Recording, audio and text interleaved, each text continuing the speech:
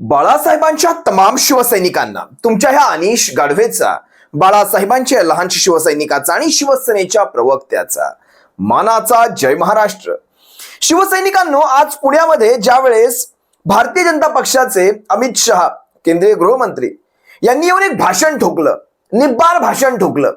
कारण मुर्दार झालेल्या, मृत अवस्थेत असलेल्या या भारतीय जनता पक्षाच्या कार्यकर्त्यांच्या त्या धमन्यांमध्ये ती हवा भरण्याचं काम अमित शहांना करावंच लागणार. कारण स्थानिक भारतीय जनता पक्षाचे नेते कुळे बावन्न असतील, ते नागपूरचे असतील, काही उन्हाळ्यातली फळं, त्यानंतर इतर रस्ते सडक ग्रामविकास मंत्री ज्यांनी मुंबई गोवा हायवे विकून खाल्ला, हे असे अनेक नेते भारतीय जनता पक्षाचे या भारतीय जनता पक्षाच्या महाराष्ट्रातल्या मुर्दार पडलेल्या कार्यकर्त्यांमध्ये प्राण फुंकण्यास आता काही समर्थ दिसत नव्हते.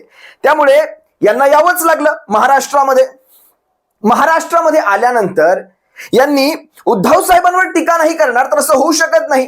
कारण उद्धव साहेबांवर टीका केल्याशिवाय भारतीय जनता पक्षाचं पान पुढे हलणार नाही. यांनी काय उल्लेख केला उद्धव साहेबांचा? हे म्हणतायत औरंगजेब फॅन्स क्लब. या अमित शहांना कदाचित यांचा स्मृतिभ्रंश झालेला असू शकतो. यांना कदाचित आठवण नसेल, कालपरवाच झालेल्या विधान परिषदेच्या निवडणुकांमध्ये यांच्याच भारतीय जनता पक्षाने त्यांचा वाढीव बारावा म्हणण्यापेक्षा वाढीव बारावा यांचा तो 9वा उमेदवार होता ना, म्हणजे 12 उमेदवार उभे केले गेले ना, 12 उमेदवार. खरं तर ताकद 11 उमेदवारांची अगदी व्यवस्थित होती पक्षाप्रमाणे, पण हा 12चा उभा केला. पुन्हा माझ्याकडनं ती चूक होते.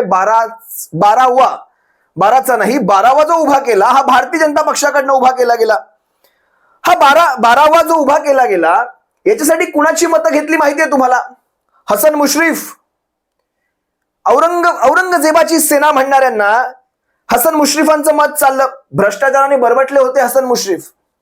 नवाब मलिक, अरे वा, औरंगजेबाची सेना म्हणणाऱ्यांना नवाब मलिकाचं मत चाललं.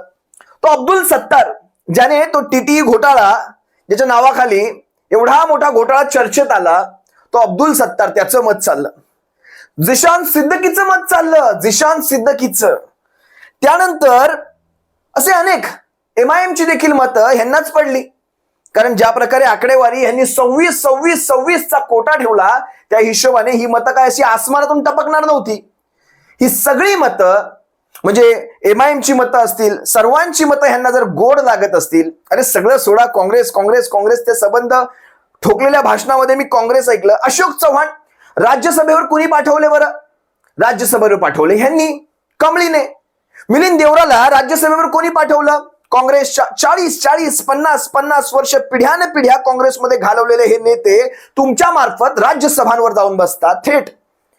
हे आदर्श नेते, आदर्शच म्हणावं लागेल ना शिवसैनिकांनो, हे आदर्श नेते जर तिकडे राज्यसभांमध्ये जाऊन बसतात, मग काँग्रेस म्हणजे काय? तुमच्या कार्यालयातले पंखे, खुर्च्या, टेबल, त्या खिडक्या म्हणजे काँग्रेस, की माणसं म्हणजे काँग्रेस, की विचार म्हणजे काँग्रेस?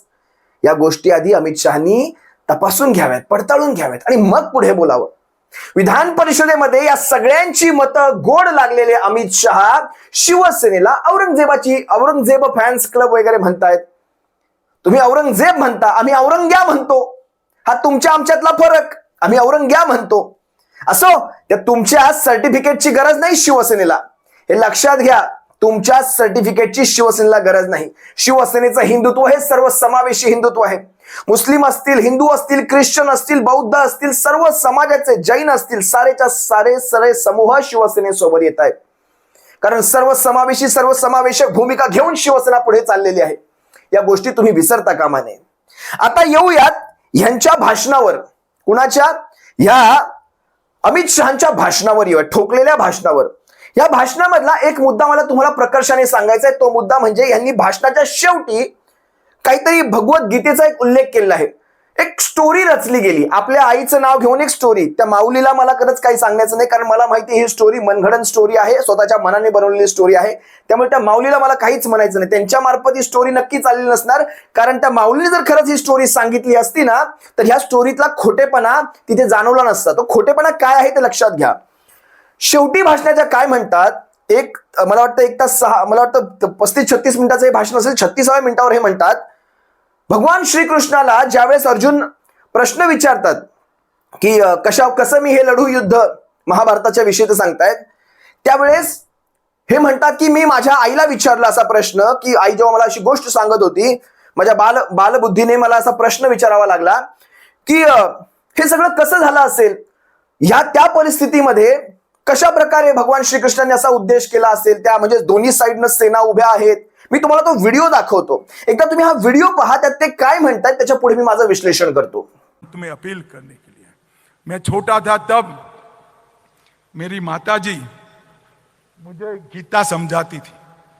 गीता में उन्होंने कहा कि दोनों ओर सेनाएं लगी थी और श्री कृष्ण ने इस श्लोकों का चखीरा के माध्यम से अर्जुन के विषाद को समाप्त करने का प्रयास किया. बाल सहज कुतूहल से मैंने मेरी माँ को पूछा कि दोनों ओर सेनाएं लगी है, नगाड़े बज रहे हैं, तुतारी बज रही है, दंदूभी बज रहे हैं, हाथी खड़े हैं, घोड़े खड़े हैं, और इसमें इतना बड़ा उपदेश कैसे दिया होगा. तो मेरी माँ ने मुझे बताया था कि पूरी गीता श्री कृष्ण ने नहीं पढ़ी होगी, शायद श्री कृष्ण ने इतना कहा होगा, अर्जुन स्मृति को तेज करो, जीवन भर मैंने जो उपदेश दिया है उसको आत्मसात करो और धनुष बाण चढ़ाओ और कौरवों का संहार करो. आज मैं यहां आया हूं. व्हिडिओ मध्ये तुम्ही सर्वांनी पाहिलं असाल कशा प्रकारे ही स्टोरी रचण्यात आलेली होती. याच्यामध्ये ते सांगतायत की दोन्ही बाजूला सेना उभ्या आहेत, अशा परिस्थितीमध्ये भगवान श्रीकृष्ण उपदेश करतायत. आई मला म्हणते की कदाचित भगवान श्रीकृष्णांनी भगवद्गीता तेवढी पूर्ण वाचली नसावी. आई म्हणते भगवान श्रीकृष्णांनी भगवद्गीता वाचली नसावी. हे काय नेमकं, हे काय सांगतोय आपण समाजाला? भगवान श्रीकृष्णांनी भगवद्गीता वाचली किंवा भगवान श्रीकृष्ण महाभारतात भगवद्गीता वाचून उभे होते? जो संवाद होता अर्जुनाचा आणि भगवान श्रीकृष्णांचा जो संवाद होता तो म्हणजेच भगवद्गीता. ही भगवद्गीता वेगळी वाचून येण्याचं हिंदुत्व भारतीय जनता पक्षाला कुणी शिकवलं? किंवा अशा प्रकारे भगवद्गीता वाचून येणं, तेही महाभारतामध्ये, तेही भगवान श्रीकृष्णांकडनं, तुम्ही लोकांना दुधखोळं समजता का? शिवसैनिकांनो, तुम्ही सर्वांनी यावर व्यक्त व्हा, कमेंट्स मध्ये व्यक्त व्हा, तुमचं म्हणणं काय याच्यावर व्यक्त व्हा. व्हिडिओ तुम्ही पाहिलेला आहे. हे असतं खोटं नरेटिव्ह आणि हे पसरवलं जातं समाज माध्यमांमधनं, आणि याला फाडून काढण्याचं काम तुम्हा आम्हाला चांगलंच करायचंय, हे लक्षात घ्या. या अशा प्रकारचे खोटे नरेटिव्ह पसरवले जाऊ शकतात आणि कायम पसरवले जाणार. तुम्हाला आणखी एक प्रसंग दाखवतो, मी एक व्हिडिओ दाखवतो. यांचे मुरदाड पडलेले कार्यकर्ते, मी मगाशी म्हणालो मुरदाड पडलेल्या कार्यकर्त्यांमध्ये जोश भरण्याचं काम अमित शहांना, पण ते त्यांना इतकं जड गेलं अमित शहांना, प्रत्येक पंचवर मोठ्याने बोला, मला ऐकायला येत नाही, मोठ्याने बोला. प्रत्येक पंचवर त्यांना सांगावं लागायचं, बाबांनो मोठ्याने बोला, तुमच्यात तो जीव आणा. अहो, सभा शिवसेनेच्या असतात, त्या मुरदाड सभा नसतात, तिथे घोषणा चालू असतात छत्रपती शिवरायांच्या, शिवसेनेच्या, बाळासाहेबांच्या, उद्धव साहेबांच्या. भाषण थांबवून त्या घोषणा ऐकाव्या लागतात, घोषणा संपल्यानंतर पुन्हा भाषण सुरू करावं लागतं, हे लक्षात घ्या. या असल्या मुरदाड सभा ह्या तुमच्याच होऊ शकतात. जर एकदा हा व्हिडिओ पहा, किती वेळा त्या भाषणामध्ये, मला वाटतं अर्ध भाषण त्यांचं फक्त मोठ्याने बोला, जोर से बोलिए, जोर से बोलिए, अरे भाई ऐसा नहीं चलेगा, जोर से बोलिए. जरा ऐका हा एक व्हिडिओ. भारत में सरकार किसकी बनी है? जरा जोर से बोलो, किसकी बनी है? थोड़ा मन में कसक रह जाती है, रह गई है ना? अरे जोर से बोलो, रह गई या नहीं रह गई है? किसकी सरकार थी 14 में, बताइए जरा. अरे जोर से बोलो, किसकी सरकार थी? मैं बता कर देता हूं. चलेंगे क्या? अरे जोर से बोलो, चलेंगे क्या? एनडीए को जिताना है या नहीं जिताना है? ऐसे नहीं चलेगा भाई. 14 से ज्यादा जोश में लाना है या नहीं लाना है? अरे जोर से बोलो, लाना है नहीं लाना है? कितना मिला था, जरा जोर से बोलो तो, और जोर से बोलो, घर घर जरा जोर से बोलो. सुरक्षित कर सकती है क्या? जोर से बोलो, कर सकती है क्या? या व्हिडिओमध्ये देखील तुम्ही पाहिलं असाल कशा प्रकारचे मुरदाड कार्यकर्ते बसलेले होते. आता पुढे त्यांच्या भाषणातले मी काही मुद्दे घेतो. काय म्हणतात हे? सारी कसक महाराष्ट्र की विधानसभा में आपको पूरी करनी है. तुमच्या मनात काहीतरी सल राहिलेली असेल. होय, सल राहिलेली आहे. आता सारी कसक आम्ही विधानसभेला पूर्ण करणार आहोत. हे लक्षात घ्या. तुमच्या कार्यकर्त्यांपेक्षा आम्ही ते जास्त मनावर घेतलेलं आहे. उरली सुरली भारतीय जनता पक्ष त्यांच्या भगलबच्च्यांसकट, त्या टोळ्यांसकट नष्ट करायचं काम विधानसभेला आम्ही इमाने इतबारे करणार आहोत. अशाच माझात राहा तुम्ही. तो तुमचा माज असाच राहिला तर आम्हाला ते सोपं जाईल. तुम्ही ह्याच माझात कायम राहा. अरे जोर से बोलो, जोर से बोलो. तुम्ही सकाळी मगाशी ऐकलं, हम सत्ता प्राप्त करने के लिए निकले हुए लोग नहीं है, हम विचारधारा वाले लोग है. हे देखील त्यांच्या भाषणात त्यांनी एका ठिकाणी सांगितलं. शिवसैनिकांनो, हा सगळ्यात मोठा जोक आहे, हा सगळ्यात मोठा विनोद आहे. हम सत्ता प्राप्त, तुम्ही दोन दोन पक्ष महाराष्ट्रामध्ये फोडलात. विचारधारा तुमची कुठेच बसत नाही. ज्यावेळेस अजित पवार 70,000 कोटींचा घोटाळा केलेली म्हणणारे 2 दिवसा अगोदर तुमच्या मांड्यांवर येऊन बसतात, तुमच्या उबदार मांड्या गोड लागतात, त्यानंतर त्यांना तीच पदं, तेच सत्तेतला सहभाग दिला जातो, त्यावेळेस आम्हाला सारं सारं कळून चुकतं. तुम्ही सांगू नका. शिवाजी महाराजांना हे म्हणतात काशी विश्वनाथ जमलं नाही, ते मोदींनी बनवून दाखवलं. छत्रपती शिवरायांच्या काळात काशी विश्वनाथ मंदिर तोडलं गेलं, तेव्हा त्यांच्या मनात ती सल होती, आणि आता नरेंद्र मोदींनी ते बनवून दाखवलं. म्हणजे त्यांनी कुणाशी तुलना कुणाशी केली हे देखील तुम्ही त्या मूळ भाषणामध्ये जाऊ नये का, याचा कुठलाही व्हिडिओ मी इथे दाखवत नाहीये. खरं तर शिवस्मारकाचं काय झालं, अमित शहा तुम्ही याच्यावर उत्तर देऊ शकत नाही. शिवस्मारकाविषयी तुम्ही बोलू शकत नाही. तुम्ही बाबासाहेबांच्या स्मारकाविषयी बोलू शकत नाही. तुम्ही मराठा आरक्षणाविषयी बोलू शकत नाही. तुम्ही म्हणतात मराठा आरक्षण ज्यावेळेस भारतीय जनता पक्षाचं सरकार सत्तेमध्ये येतं त्याच वेळेस मिळतं. असं नाहीये. भारतीय जनता पक्षाचं सरकार ज्यावेळेस जात असतं त्यावेळेस मराठा आरक्षण दिलं जातं, आणि भारतीय जनता पक्षाच्या सरकारतलीच लोक काही गुण आणि रत्न उधळतात, त्यांना कोर्टामध्ये पाठवतात आणि ते आरक्षण काढून घ्यायला देखील लावतात. हे तुमचीच लोक करतात. आणि हा खेळ हा सुपीक डोक्यामधनच येतो, आणि महाराष्ट्रातलं सुपीक डोकं कुणाच्या डोक्यात काय प्लॅन शिजतात हे काही वेगळं सांगायची कुणाला गरज नाही. हे असो, त्या माणसाचं नाव देखील, ते उन्हाळ्यातलं फळ, त्याचं नाव देखील मला घ्यायची गरज नाही वाटत. 1500 रुपये लाडली बहीण योजना देवेंद्र फडणवीसांनी सुरू केली म्हणणारे तुम्ही, त्यांनी भाषणामध्ये देवेंद्र फडणवीसांचं नाव घेतलं, शिंदे आणि शिंदेचं आणि पवारांचं नाव घेतलं नाही. यांच्या त्यांनी मस्त भांडणं लावून दिलेली आहेत. आता देवेंद्र फडणवीसांनी 1500 रुपये दिले म्हणतायत. कुठे तुमचे 15 लाख अकाउंट मध्ये येणार होते? 1500 वरून तुम्ही 15 लाखावरून 1500 रुपयांवर आणलं. महाराष्ट्राच्या जनतेला एवढ्या मोठ्या टक्क्यांमध्ये तुम्ही बेवकूफ बनवलात. सुंदर सुंदर कार्य चालू आहे तुमच्याकडनं. अनेक तुमचे मुद्दे मी इथे पाहिलेत. खरं तर मराठ्यांचं आरक्षण खाणारे तुम्ही मराठा आरक्षणावर बोललात की देवेंद्र फडणवीसांनी आरक्षण देऊ केलं होतं. देवेंद्र फडणवीसांनी जे आरक्षण देऊ केलं होतं ते खरंच किती टिकणार होतं, आणि ते टिकवून न टिकावं यासाठी कोर्टामध्ये कोण गेलं होतं? कोण होते? तुमचे वकील, जे एसटी आरक्षणामध्ये, एसटी कर्मचाऱ्यांच्या, एसटी आरक्षण म्हणण्यापेक्षा एसटी महामंडळाच्या कर्मचाऱ्यांना फूस लावायचं काम करणारे ते वकील कोण होते? हे काही वेगळं सांगायची समाजाला गरज नाही. मराठा समाज हे सारं जाणतो, तुमच्या सगळ्या छक्क्या पंजांना जाणतो.